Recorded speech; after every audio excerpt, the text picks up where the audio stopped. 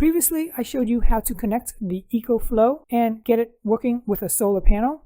I was lazy and cheap, so I just put the panel flat on the ground, or in my case, the deck.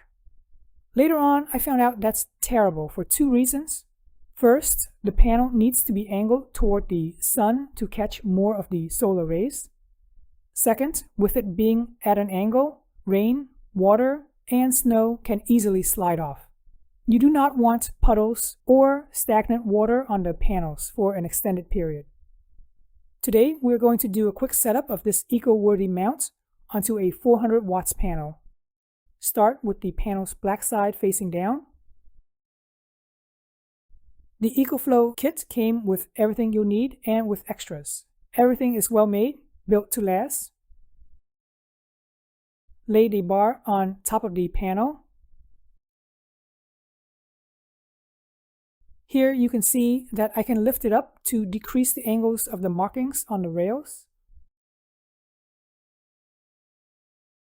We're going to secure this rail onto the solar panel with the included M8 nuts and bolts. Put the nuts underneath the rail, underneath the panel, and then the bolts go on. No tools are provided, so you will definitely need a wrench and an Allen wrench to tighten everything down later on. For now, I am just using my hand. For each rail, there should be 2 bolts going through. So there's one there and another one on the side. Repeat for the other rail as well. Once you've tightened the bolts down using the Allen wrench and a small adjustable wrench, go ahead and install the third bar. This third bar holds the degrees in position. You'll want to use these 2 bolts. This is the one that you tighten by hand. And that's the same nut that you used earlier. Apply it onto the other end as well and for the other side. By the way, if this video is helpful, please consider subscribing and liking the video. This lets YouTube know my video is indeed helpful and will recommend to others like yourself.